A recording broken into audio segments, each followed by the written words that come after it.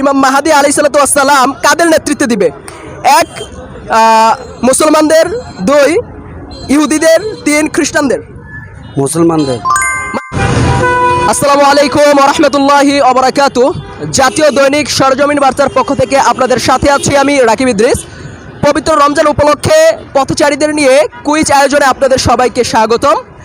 আমরা এই মুহূর্তে আমাদের কুইজে চলে যাব। আমরা দেখতে পাচ্ছি যে আমাদের অপর সাইডে একজন ভাই দাঁড়িয়ে আছে, আমরা তার কাছে চলে যাব। আসসালামু আলাইকুম ওয়া রাহমাতুল্লাহ। ওয়ালাইকুম সালাম। কেমন আছেন? ভালো আছি। আমরা আপনাকে একটা ইসলামিক প্রশ্ন করতে চাই। বলেন। যে আমাদের প্রথম প্রশ্ন হচ্ছে,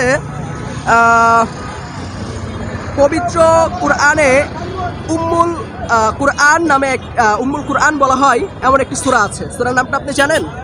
আমরা না। আপনাকে অপশন দিচ্ছি: সূরা ফাতিহা, সূরা বাকারা, সূরা ইয়াসিন। সূরা আবার বলেন তো। পবিত্র কুরআনে উম্মুল কুরআন নামে কোন সূরাকে ডাকা হয়? সূরা বাকারা, সূরা ফাতিহা নাকি সূরা ইয়াসিন? সূরা ফাতিহা না? হ্যাঁ, আমাদের ভাইয়ের প্রশ্নের উত্তরটি সম্পূর্ণ সঠিক। এখন আমরা দ্বিতীয় প্রশ্নে চলে যাব। আমরা দেখতে পাচ্ছি অপর সাইডে আমাদের একজন ভাই দাঁড়িয়ে আছেন, আমরা তার কাছে চলে যাব। আমাদের পেছনের সাইডে দাঁড়িয়ে আছেন। আসসালামু আলাইকুম। কেমন আছেন ভাই? একটা ইসলামিক প্রশ্ন করতে চাই। হ্যাঁ বলেন। যে আমাদের প্রশ্ন হচ্ছে, ইমাম মাহাদি আলাইহিসসালাতু ওয়াসসালাম কাদের নেতৃত্বে দিবে? এক, মুসলমানদের; দুই, ইহুদিদের; তিন, খ্রিস্টানদের। মুসলমানদের।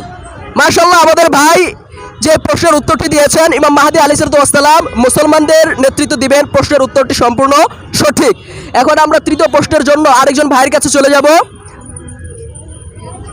আসসালামু আলাইকুম ওয়া রাহমাতুল্লাহ। ওয়ালাইকুম আসসালাম। আমরা কি আপনাকে একটা ইসলামিক প্রশ্ন করতে পারি? করেন, সমস্যা না।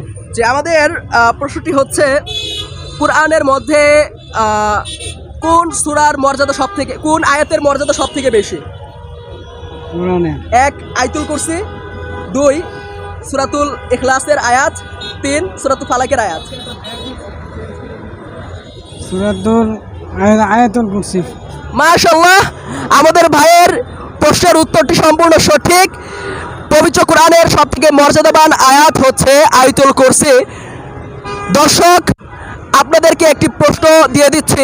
যদি প্রশ্নের উত্তরটি আপনারা জানেন অবশ্যই কমেন্ট বক্সে জানিয়ে দেবেন যে কোন নবীকে জবাইয়ের জন্য, কুরবানির জন্য বাছাই করা হয়। এই প্রশ্নের উত্তরটি যদি আপনারা জেনে থাকেন অবশ্যই আপনারা কমেন্ট বক্সে এই প্রশ্নের উত্তরটি দিয়ে যাবেন। আপনাদের সাথে আছি দৈনিক সরজমিন বার্তার পক্ষ থেকে আমি রাকিব ইদ্রিস। আসসালামু আলাইকুম ওয়া রাহমাতুল্লাহি ওয়া বারাকাতুহু।